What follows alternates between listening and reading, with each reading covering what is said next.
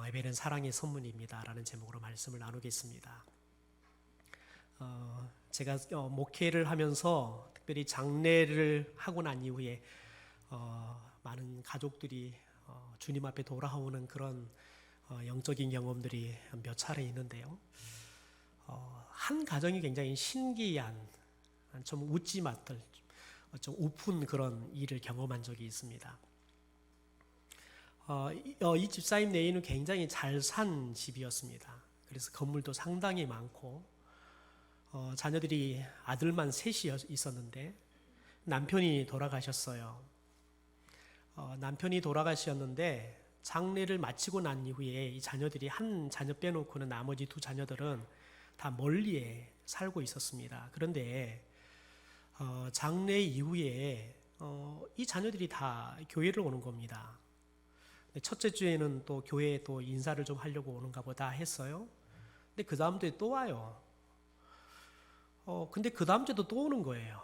그래서 제가 집사님한테 물었어요. 아니 집사님 자녀들이 다 멀리 사는데 어떻게 주일마다 오냐고. 그랬더니 집사님이 이런 말을 하는 거예요. 남편이 죽기 전에 자녀들에게 집을 한 채씩 다 이렇게 유산으로 물려줬대요. 그리고 난 다음에 이제 아버지가 돌아가시고 난 이후에 자녀들을 다 불러 모아놓고 내가 나머지 이제 건물도 있고 땅도 있고 그러는데 너희들이 신앙생활을 잘 하는 모습을 보는 아이들에서 신앙생활을 잘 하는 아이들에게 내가 유산들을 앞으로 물려줄 계획이다. 이렇게 아이들한테 이야기를 했대요. 왜냐하면 그 집사님은 자녀들이 다 교회를 다니고 신앙생활하는 게 꿈인데 자녀들이 다 교회를 안 다니는 거예요. 그래서 집사님이 남편을 보내고 난 다음에 그런 결단을 한 거예요. 나도 이제 얼마 안 있어서 갈 것 같은데 우리 아이들 최소한 믿음은 심어놓고 가야 될 것 같다는 생각이 들어서 아이들을 불러놓고 그렇게 이야기를 했다는 거예요. 그러니까 교회를 다니지도 않던 아이들이 또 멀리 살고 있는 아이들이 매 주일마다 교회를 와서 함께 어머니와 교회를 와서 예배를 드리는 거예요. 여러분, 이 자녀들이 드리는 예배는 믿음으로 드리는 겁니까? 아니면 어머니에게 잘 보이려고 예배를 드리는 겁니까? 우리는 이것을 뇌물이라 그래요. 뇌물성 예배라 그래요. 어머니에게 잘 보여서 어머니의 유산들을 좀 더 많이 받으려고 드리는 거죠. 2010년에 한국고용정보원의 윤리경영 가이드북이라는 책이 나왔는데요. 여기에 보면 선물과 뇌물에 대한 구분을 이렇게 해놨습니다. 밤에 잠이 잘 오면 선물이고 그렇지 못하면 뇌물이다. 받았는데 받고 난 다음에 밤에 잠이 잘 오면 선물이고 잠이 안 오면 뇌물이래요. 언론에 보도돼 문제가 될 것 같으면 뇌물이고 그렇지 않으면 선물이다. 현재 자리를 옮겨서도 받을 수 있는 것이면 선물이고 그 자리에 있기 때문에 받을 수 있는 것이면 뇌물이다. 여러분 좀 공감대가 되시나요? 여러분 뇌물을 받으면 불편하고 꺼림직합니다. 목사는 뇌물을 받을까요? 안 받을까요? 목사는 뇌물을 받을까요? 안 받을까요? 목사는 뇌물 받는 걸 좋아할까요? 싫어할까요? 그건 저만 알겠죠? 저 굉장히 좋아합니다. 농담이고요. 제가 뇌물을 받은 적이 있어요.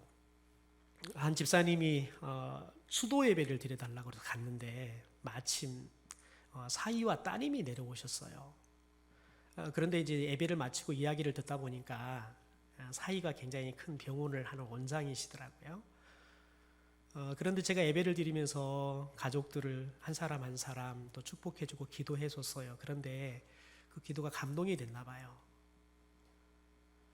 그런데 한참 기도를 하고 있는데 뭐 보시락보시락 소리가 나요. 그리고 이제 예배를 다 마쳤는데 따님 권사님께서 봉투를 제게 내밀면서 그러는 거예요. 목사님, 오늘은 제가 준비를 많이 못했습니다. 근데 저희 큰애가 지금 서울대 의대를 가기 위해서 삼수를 하고 있습니다. 목사님이 기도해 주셔서 우리 아들이 합격을 하면 제가 훨씬 더 많은 것들을 좀 드리도록 하겠습니다. 여러분, 이걸 기도해달라는 거예요. 도대체 이걸 뇌물로 주는 거예요. 기도해달라는 말은 맞는데 제가 그 순간 이걸 받아야 될지 말아야 될지, 그래서 제가 그랬어요. 이걸 그러면 저는 헌금으로 하나님께 드립니다. 그러니까 제가 교회 헌금으로 드리도록 하겠습니다. 그렇게 양해를 구하고 제가 헌금을 드렸어요. 여러분, 목사도 뇌물을 받더라고요. 참 희한한 경험을 했다라는 생각을 했는데, 모르겠어요. 그 이후에 아들이 서울대를 갔는지 안 갔는지는 모르겠어요. 아마 뇌물을 안 들고 못 간 것 같아요. 여러분, 우리들이 뇌물을 받으면 주는 사람도 그렇고 받는 사람도 불편합니다. 받고 나면 꺼림직하지요. 뇌물을 주는 사람도 받는 사람도 또 받고 주고 나면 불안함이 찾아오지요. 더 나아가서는 주고받은 이 두 사람의 관계도 사랑하는 마음이나 존경하는 마음들은 여러분 사라져 버립니다. 그리고는 오히려 서로를 이용해 먹으려고 하는 좋지 않는 관계가 형성이 되어지는 거죠. 그러나 선물은 합법적인 겁니다. 그래서 주는 사람이나 받은 사람들이 마음의 부담도 없고, 더 나아가서 이걸 주는 것 때문에 받는 것 때문에 비난을 받을 일은 없습니다. 또 선물은 사랑하는 마음으로 주기 때문에 선물을 받은 사람도 그렇고 주는 사람도 그렇고 주고받으면서 이 사랑의 마음을 느낄 수 있죠. 그리고 또 이 선물을 주는 사람과 받은 사람이 더 좋은 관계로 이렇게 나아가게 되는 거죠. 우리들이 연애를 하면 사랑의 관계가 깊어지면 그 사랑의 징표로 이렇게 커플링을 하잖아요. 그러면 커플링을 주고받으면 훨씬 더 사랑의 마음이 더 두터워지고 마치 이게 두 사람의 관계를 더 돈독하게 묶어주는 것 같은 그런 마음들을 갖듯이, 이렇게 선물은 우리에게 서로의 사랑의 마음들을 전달해주고 또 느끼게 하고, 그러면서 두 사람의 관계가 더 좋은 관계로 나아가게 되어지는 겁니다. 여러분, 제가 그럼 질문 하나 하겠습니다. 지금 우리가 이 시간 하나님께 나의 시간들, 내 정성들, 또 물질들을 들여서 예배를 드리고 있는데, 이 예배는 하나님께 드리는 선물입니까? 아니면 뇌물입니까? 속으로 한번 대답해 보십시오. 여러분은 하나님께 이 시간 예배 드리는 것을 뇌물로 드립니까? 아니면 선물로 드리고 있습니까? 두 가지로 알 수 있습니다. 이게 뇌물인지 선물인지. 첫째는 여러분이 하나님을 사랑하는 마음, 또 하나님을 신뢰하는 믿음으로 드리면 선물이 될 겁니다. 그런데 예배를 안 드리면 마음이 괜히 그냥 꺼림직하고, 그래서 마음 편하려고 예배를 드리고 있다 그러면 여러분의 뇌물이 되는 거예요. 마음 편하려고요. 여러분, 사람 마음 편하는 게 얼마나 중요한지 아십니까? 마음이 편하지 않으면 밥맛도 없어요. 먹어도 소화도 안 돼요. 잠도 못 자요. 그래서 마음 편하기 위해서 예배를 드리는 것도 매우 중요하죠. 제가 전에 사역하던 교회에서 일부 예배가 7시에 드리는데, 늘 일부 예배 드리기 전 꼭 5분 전에 오시는 집사님이 계세요. 그런데 그분은 오셨다가 딱 3분만 앉았다 가십니다. 근데 그분이 뭘 하시냐면 개인 택시를 하신 분이세요. 오셔가지고 출석 체크 가시는 거예요. 그리고 헌금하고 가시는 거예요. 나중에 이야기를 들어봤더니 그렇게도 안 하면 왠지 운전대를 잡으면 그날 사고가 날 것 같은 거예요. 불안하다는 거예요. 그래서 와서 주님 앞에 저 주님 왔다 갑니다. 그리고 헌금하고 가면 마음이 좀 편안해서 예배는 안 드리고 꼭 예배 5분 전에 와서 앉았다가 한 3분 정도 기도하고 헌금하고 가는 거예요. 제가 8년을 사역했는데 그분이 한결같이 8년 동안 한결같이 그렇게 하십니다. 그래서 저는 그분이 단 한 번도 예배를 드리는 것을 본 적이 없어요. 그리고 8년 동안 올 때마다 부목사들이 6명이 서 있는데 늘 눈치를 보고 올라와요. 왜냐하면 가야 되잖아요. 다 알고 있음에도 불구하고 8년 동안 그렇게 눈치를 보면서 교회를 다니세요. 여러분, 그분은 교회에 와서 기도하고 헌금하고 가는 게 그게 예배일까요? 아니면 뇌물일까요? 예, 뇌물이 되는 거예요. 저와 여러분이 하나님을 사랑하는 마음으로 또 믿음으로 예배를 드린다 그러면 이것은 하나님께 드리는 우리의 믿음의 사랑의 선물이 되는 겁니다. 또 하나는 저와 여러분이 예배를 드리고 난 다음에 이제 나가서 여러분이 어떻게 사느냐를 보면 여러분이 하나님께 선물을 드린 건지 아니면 뇌물로 예배를 드리는 것인 결정이 됩니다. 뇌물을 드리는 사람들의 특징이 뭡니까? 불법을 행하기 위해서 뇌물을 드리는 겁니다. 그런데 사랑으로 선물을 주는 사람의 특징은 뭐냐면 더 좋은 관계를 갖기 위해서 사랑의 선물을 드리는 겁니다. 그러니까 뇌물을 드리고 난 이후에는 반드시 뭐가 일어나게 돼 있어요? 불법을 저지르는 일이 일어나게 돼 있어요. 그러나 사랑으로 선물을 준 사람은 그 이후에 오히려 두 사람의 관계가 더 건강하고 더 깊은 관계로 나아가는 삶의 모습이 펼쳐지는 거죠. 그러니까 저와 여러분이 오늘 아무리 말씀을 들으면서 아유, 목사님 제 은혜 받았어요. 아유, 말씀이 제게 얼마나 은혜스럽게 들렸는지 모르겠어요. 여러분, 이게 여러분이 하나님께 예배를 잘 드렸다 못 드렸다 결정이 된 게 아니라 여러분이 예배를 드리고 나간 이후의 삶이 하나님의 말씀을 따라서 의롭게 살아가느냐 아니면 하나님 말씀 없이 여러분 죄를 지면 살아가느냐 그걸 따라서 여러분이 드린 예배가 뇌물이 되기도 하고 하나님께 사랑으로 드리는 선물이 되기도 한다는 거예요. 저는 부디 오늘 예배가 이 시간도 예배가 끝나고 난 이후에도 하나님께 드리는 선물 같은 예배가 되기를 주님의 이름으로 축원합니다. 여러분, 오늘 말씀의 배경은 이렇습니다. 이스라엘이 북이스라엘과 남유다로 이게 분열이 돼요. 그런데 문제는 뭐냐면 분열이 되고 난 이후에도 북이스라엘도 그렇고 남유다도 그렇고 하나님 앞에 계속 죄를 짓습니다. 그래서 하나님께서 그들을 돌이키게 하기 위해서 벌을 내리십니다. 그래서 먼저 북이스라엘이 아수르에게 나라를 빼앗깁니다. 나라가 망하는 거죠. 그리고 그 이후에 135년 후에 남유다도 바벨론에 의해서 나라가 망하는 벌을 받게 되어집니다. 그래서 많은 사람들이 특별히 남유다 백성들은 많은 백성들이 바벨론으로 포로로 끌려가서 무려 70년 동안이나 노예 생활을 해야 했습니다. 그런데 하나님께서 바사왕 고레스를 사용해서 바벨론을 멸망을 시킵니다. 그리고는 다시 이 노예로 끌려와서 포로로 끌려와서 노예 생활하고 있는 남유다 백성들을 통치를 하죠. 그런데 이 고레스 왕이 남유다 백성들을 바벨론처럼 이렇게 노예로 부리는 것이 아니라 다시 고국으로 돌아가도록 은혜를 베풀게 하십니다. 그래서 남유다 백성들이 포로 생활, 노예 생활에서 해방이 되어서 고국으로 돌아오게 됩니다. 그래서 남유다 백성들이 고국에 돌아와서 다시 신앙생활을 시작하면서 하는 게 뭐냐면 성전을 다시 재건하게 되어집니다. 바로 이게 나중에 성전이 재건되어서 제2성전이라고 이야기하는 수룹바벨 성전이 되어지는 거죠. 그런데 이때 북이스라엘 땅에 살고 있는 베델이라는 지역에 살고 있는 사람들이 예루살렘에 있는 제사장 그리고 선지자들에게 사람을 보내가지고 질문을 합니다. 여러분이 특별히 북이스라엘과 남유다를 어떻게 구분하시면 되냐면 예루살렘은 남쪽에 있습니다. 그러니까 예루살렘이 나온다 그러면 북이스라엘이에요, 남유다예요? 예, 남유다입니다. 그러니까 이렇게 북이스라엘과 남유다가 나누어졌는데 원래 하나님은 이스라엘 사람들에게 예배를 어디에서 하라 그랬습니까? 예루살렘 성전에서만 예배를 하라 그랬어요.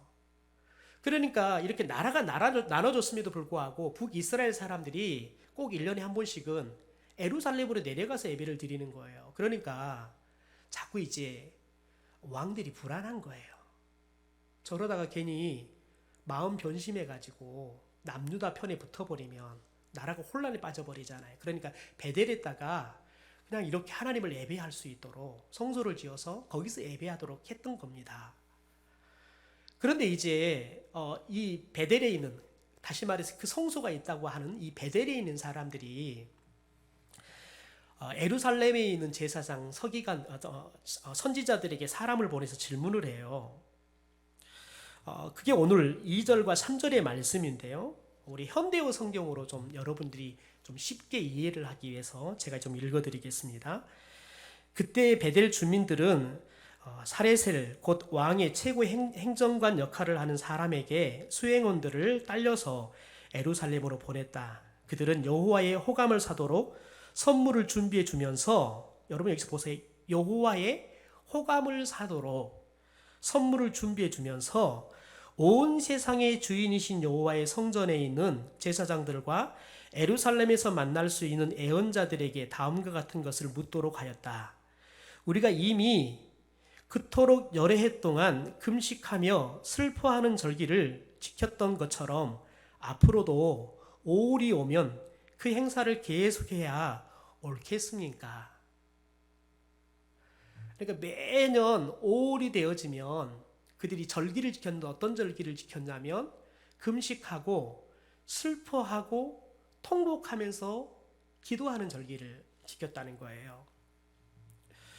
여러분, 이것은 베델 사람들이 나름대로 그들이 하나님을 섬기려고 애를 쓴 모습입니다. 다시 말해서 북이스라엘 사람들이 베델 사람들이잖아요.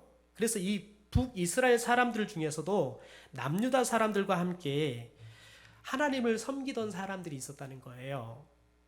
그런데 스가랴 8장 19절의 앞부분을 보면 이런 말이 나옵니다. 만군의 여호와가 이같이 말하노라. 넷째 달의 금식과 다섯째 달의 금식과 일곱째 달의 금식과 열째 달의 금식이, 이렇게 이야기를 해요. 그러니까 우리가 지금 3절에서 읽은 것은 다섯째 달 5월에 금식하는 것만 나왔는데, 우리가 8장에서 가보니까 이 사람들이 지켰던 절기가 4월, 5월, 7월, 10월 1년에 4차례나 금식을 해요. 그러면서 통곡하면서 기도하는 절기를 지켰다는 거예요. 여러분, 이게 지금 뭘 이야기하냐면 BC 589년 10월 10일 날 바벨론 왕이었던 느부갓네살 왕이 예루살렘 도성을 포위하는 날입니다. 그러니까 나라가 망하기 시작하는 날이라는 거예요. 이걸 기념하였다는 거예요. 과거의 아픈 과거를 잊지 말고 우리들이 다시 이런 역사를 반복하지 말자는 의미에서 기념일을 정했던 거예요. 그리고 BC 587년 4월 9일은 이렇게 1년 전 10월에 들어왔던 느부갓네살 왕에 의해서 이 남유다가 완전히 망합니다. 나라가 완전히 패망하는 날, 그게 4월 9일입니다. 이걸 또 기념합니다. 그리고 5월 9일은 성전이 파괴되는 날입니다. 그리고 7월 3일은 이스라엘의 지도자였던 그달랴라는 총독이 암살을 당하게 되어집니다. 그러니까 역사적으로 아픈 역사들을 잊지 않기 위해서 이들이 그것들을 무려 70년 동안을 기념일로 정해서, 절기로 정해서 금식을 하면서 애통하고 기도했다는 거예요. 그런데 이것을 이제 포로에서 다 돌아왔잖아요. 그러니까 이걸 계속 지켜야 되느냐, 이 질문을 하는 겁니다. 이제 우리가 이 아픈 역사가 끝났고 다 포로로 돌아와서 우리가 정상적인 나라를 살아가는데 계속해서 이 절기를 지키는 것이 옳으냐라고 질문을 하는 겁니다. 충분히 할 법한 질문이죠. 그런데 하나님께서 이 질문에 이렇게 답을 하십니다. 5절과 6절의 말씀을 제가 읽어드릴게요. 너희가 70년 동안 다섯째 달과 일곱째 달에 금식하고 애통하였거니와 그 금식이 나를 위하여 한 것이냐? 너희가 먹고 마실 때 그것은 너희를 위하여 먹고 너희를 위하여 마시는 것이 아니냐? 그러니까 너희들이 먹을 때에도 마실 때도 너희들을 위해서 했듯이 너희들이 70년 동안 4월, 5월, 7월, 10월 너희들이 금식하면서 통곡하고 기도했는데 그게 나를 위해서 한 적이 있냐는 거예요. 너희들을 위해서 했지. 그래서 오늘 그들이 사람을 보여서 이야기하는데 2절에 그랬잖아요. 여호와께 호감을 사도록 하기 위해서. 하나님을 사랑해서 이렇게 하는 것이 아니라 하나님께 축복을 끌어내기 위해서 내물성으로 이 절기를 지켰다는 거예요. 여러분, 하나님은 금식을 너희들이 철두철미하게 했느냐 이걸 따지지 않습니다. 하나님은 그 금식하는 마음을 보십니다. 그래서 얼마나 절기를 잘 지켰느냐, 금식은 제대로 했느냐, 이걸 보시는 것이 아니라 너희들이 어떤 마음으로 금식했느냐 이걸 본다는 거지요. 그런데 이 이스라엘 사람들은 하나님을 위해서 금식한 것이 아니라 자기들의 욕심을 채우기 위해서 하나님을 이용해 먹으려고 금식을 했던 겁니다. 그래서 자기들의 마음대로 살던 사람들이 이제는 마치 또 하나님을 이용해서 더 자기들의 마음대로 살기 위해서 마치 하나님께 더 많은 것을 얻기 위해서 이렇게 하나님의 호감을 사기 위해서 이런 절기를 지켰을 뿐이라는 거예요. 여러분, 그래서 오늘 하나님께서 이들을 꾸짖는 거예요. 이 말이, 대답이 이들을 꾸짖는 거예요. 너희들이 언제 나를 위해서 금식한 적이 있냐는 거예요. 너희들을 위해서 했지. 여러분 생각해 보십시오. 금식이 뭡니까? 자기 죄를 회개하고 하나님께 돌아오는 거예요. 자기들이 잘못했던 걸 깨닫고 회개하면서 하나님께 돌아오는 이 종교 의식이 금식이었습니다. 여러분, 그런데 이스라엘 백성들은 여전히 하나님께 돌아오는 것이 아니라 자기 중심에 있는 욕구를 채우기 위해서 하나님 안에 있는 축복권들을 이용해 먹으려고 하나님의 눈에 여러분 들게만 마치 절기를 지키는 척 이렇게 지금 절기를 지키고 있었다는 거지요. 여러분, 이들이 지켰던 절기는 하나님을 예배한 것이 아니라 기도했던 것이 아니라 하나님께 뇌물을 드린 거예요. 하나님은 지금 그것을 야단치고 있는 겁니다. 여러분, 그렇다면 하나님께서 원하시는 금식은 뭘까요? 그야말로 금식 그 말 그대로 너희들이 죄를 깨닫고 회개하면서 하나님께 돌아오는 것. 진심으로 회개하면서 하나님께 돌아오기 위해서 회개하는 것. 그게 하나님께서 원하는 겁니다. 여러분, 이렇게 그들이 금식을 하게 되어지면 기쁨으로 하게 될 겁니다. 또 하나님을 사랑하는 마음으로 금식을 하게 될 것입니다. 그러면 하나님은 기꺼이 그 금식을 기쁘게 받으실 겁니다. 더 나아가서 하나님께서는 기쁘게 받으시면 그들의 삶이 의로운 삶으로 돌아오니까 믿음의 삶을 사는 사람들에게 약속된 축복들을 하나님께서 그들에게 주시게 되어질 겁니다. 그러면서 자연스럽게 하나님과 이들의 관계가 더욱더 깊이 있는 신뢰의 관계, 또 사랑의 관계, 축복의 관계로 변화가 되어질 것입니다. 여러분, 뇌물은 불법적으로 도움을 얻기 위해서 주는 거잖아요. 그래서 법을 안 지켜요. 그래서 뇌물을 준 사람은 뇌물을 주고 난 다음에는 뭘 하겠다는 거예요? 불법을 저지르겠다는 겁니다. 반면에 여러분, 선물은 사랑하기 때문에 주는 겁니다. 그래서 사랑하는 사람이 원하는 게 무엇인지를 여러분 알고 그 원하는 대로 살려고 해요. 때로는 그래서 좋아하는 여자가 나는 당신이 교회를 다녔으면 좋겠어. 그러니까 심지어 불교 집안이 있으면서도 그 애인을 따라서 교회를 와요. 여러분 대부분 그러면 그건 한심사기 위해서 따라오는 거예요. 결혼하고 신혼여행 갔다 오면 그 다음 집도 안 와요. 가장 중요한 건 뭐냐면 그래서 세례를 받도록 교육하고 믿음을 팍 심어놓고 결혼을 해야 돼요. 그렇지 않으면 백발백중 나중에는 신혼여행 갔다 오면 안 오고 좀 흐르면 이제 그러면 희한하게요. 신앙이 있는 사람이 불신앙인을 끌어오는 게 아니라 불신앙은 신앙인을 끌고 가요. 그래서 결국은 믿음 있는 아내도 교회를 오지 않아요. 그러다가 이제 나중에 힘들어지면 또 이제 두 손 들고 눈물 흘리면서 오는 걸 우리가 보게 되어지죠. 여러분, 하나님께 드리는 예물을 예물처럼 드리는 사람은 반드시 예배를 드리고 난 다음에 하나님의 법을 지키지 않습니다. 그러나 예배를 선물처럼 드리는 사람은 하나님의 법인 말씀을 지켜서 살게 되어지는 겁니다. 왜요? 하나님을 사랑하기 때문에 하나님이 원하는 게 무엇인지를 알고 그대로 살려고 하기 때문에 그렇습니다. 그러니까 우리 예배가 선물인지 뇌물인지 알려고 하면, 지금 오늘 드리는 예배가 선물인지 아니면 뇌물인지 알려고 하면, 여러분이 이제 딱 전문 열고 나가면 여러분이 뇌물을 드린 건지 선물을 드리는 건지 제가 다음 주 예배 때 질문할 거예요. 여러분, 지난주 예배가 뇌물이었습니까? 선물이었습니까? 저는 부디 여러분이 다음 주에 오셔서 오늘 드리는 예배가 선물로 드리는 예배가 되기를 소망합니다. 여러분, 오늘 본문이 이것을 지금 가르쳐주고 있습니다. 하나님께서 이들의 이 질문에 대해서 금식에 대해서 말씀을 하지 않습니다. 하나님께서 선지자들을 통해 주신 말씀에 대해서 말씀을 해줍니다. 우리 7절의 말씀 제가 현대어 성경으로 읽어드릴게요. 오래전 예루살렘이 아직 파괴되기 전 유다 나라의 모든 성읍들과 남쪽의 초원지대와 서쪽의 야산지대에 사람들이 살고 있던 때에 내가 그 당시 예언자들을 시켜서 이 같은 말씀을 선포한 것을 너희가 알지 못하느냐?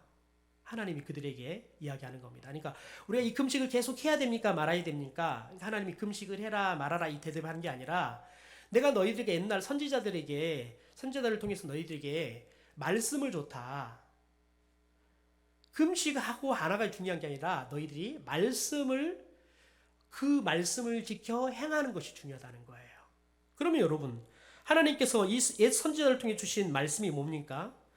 하나님께서 이 스가랴를 통해서 다시 한번 말씀해 줍니다. 그게 7장 9절과 10절의 말씀입니다. 우리 현대인 성경으로 같이 좀 읽어보겠습니다. 같이 읽죠. 시작. 오래전에 나는 내 백성에게 이렇게 말하였다.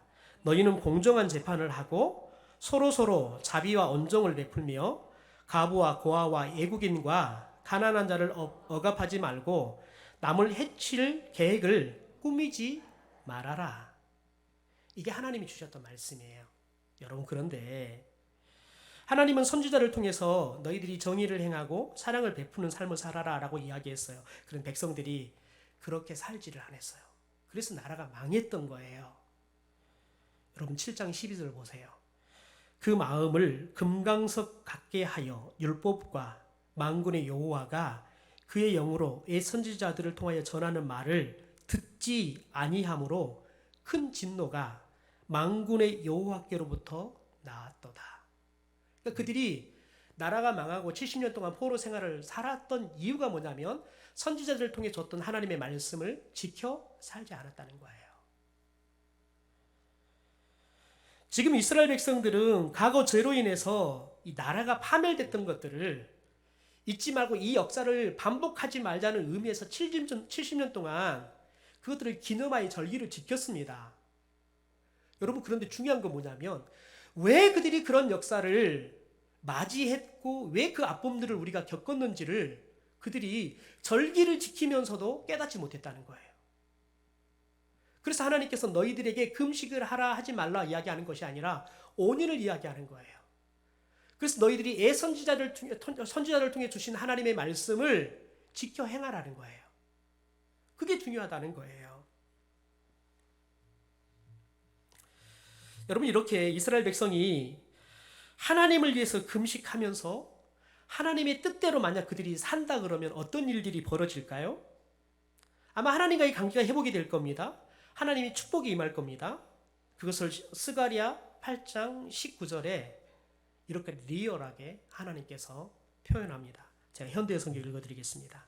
너희가 4월과 5월과 7월과 10월에 슬퍼하며 금식하던 절기들이 이제 환희의 명절로 바뀔 것이다. 유다의 탄식이 한호성으로 바뀌고 그 슬픔과 고통이 기쁘고 즐거운 잔치로 변할 것이다. 그러므로 이제는 나와 진실한 관계를 유지하고 항상 모든 사람의 유익을 먼저 생각하여라. 온 세상의 주인이신 여호와께서 말씀하셨다. 여러분, 오늘 하나님께서 무엇을 말합니까? 하나님께서는 첫째는 하나님과 진실한 관계를 유지하라는 거예요. 하나님과 진실한 관계를 유지하는 게 뭡니까? 금식을 하냐 안 하냐 이게 아니라 너희들이 하나님을 사랑한다 그러면 하나님이 말씀한 것들을 귀를 기울이고 그 말씀대로 살려고 하는 삶을 살 거라는 거예요. 여러분, 저와 여러분이 예배를 통해서 하나님과의 관계가 맺어집니다. 깨어졌던 하나님의 관계가 회복이 되어집니다. 그런데 중요한 건 뭐냐면 관계는 이례적으로 회복이 되고 관계를 맺기 위해서 하는 게 아닙니다. 이제 그게 관계의 시작인 거예요. 저와 여러분이 하나님과 여러분 건강한 관계를 유지하는 건 뭐냐면 이제 여러분이 나가서 하나님과 끊임없이 기도로 교통하고 대화하는 거지요. 또 하나님의 말씀을 들어서 하나님께서 우리가 어떤 삶을 살기를 원하는지를 알고 그 삶을 살아가는 거예요. 그러면 여러분 하나님이 우리의 삶을 보면서 하나님은 기쁘실 거예요. 우리에게 더 많은 사랑을 베풀고 또한 우리에게 더 큰 축복들을 주셔서 우리가 하나님을 위해서 그리고 더 나아가서 하나님이 기뻐하는 삶을 더 잘 살아갈 수 있도록 우리를 축복해 주실 줄 믿습니다. 그래서 여러분, 저와 여러분이 하나님과 진실한 관계를 늘 유지해야 한다는 거예요. 더 나아가 이것을 계속 유지하는 방법이 뭐냐면 이웃을 향해서 유익을 끼치는 것을 먼저 생각하고 사는 거예요. 나를 위해서 유익을 끼치는 삶이 아니라 이웃을 위해서 어떻게 하면 내가 유익을 끼칠 수 있을까? 여러분 최소한 우리들이 반찬 한 가지를 해도 그냥 나만 먹을 거 하지 말고 내 옆집에 있는 사람 이 반찬 좀 나눠주면 좋겠어. 한 끼라도 먹게. 여러분 이런 마음을 가지고 우리가 살기 시작하면 그것이 하나님과 우리가 건강한 관계를 유지하는 또 다른 비결일 줄 믿습니다. 그것이 하나님이 우리에게 더 큰 축복을 줄 수 있는 여러분 축복의 통로가 될 줄 믿습니다. 저는 우리 성도들이 예배만 뻔질하게 잘 드리고 기도만 청산유수처럼 잘하는 성도들이 아니라 여러분의 삶의 자리 가운데 하나님과 긴밀한 관계를 유지할 뿐만 아니라 더 나아가서 이웃들의 유익을 위해서 이웃의 유익을 먼저 생각하고 이웃과 유익을 함께 나누면서 더불어 살아감으로 하나님의 나라가 뭔지를 먼저는 여러분이 누릴 뿐만 아니라 이웃에게 하나님의 나라의 진수를 맛보게 하는 삶을 살 수 있게 되기를 주님의 이름으로 축원합니다. 다시 한번 부탁합니다. 여러분 이제 오늘 우리가 드린 예배가 우리의 삶을 통해 일주일의 삶을 통해서 뇌물이었는지 선물이었는지 결정이 될 겁니다. 굳이 저뿐만 아니라 우리 온 성도들이 다음 주 올 때는 오늘 예배가 뇌물이 아니라 선물로 드리는 예배가 되어서 돌아올 수 있게 되기를 주님의 이름으로 축원합니다.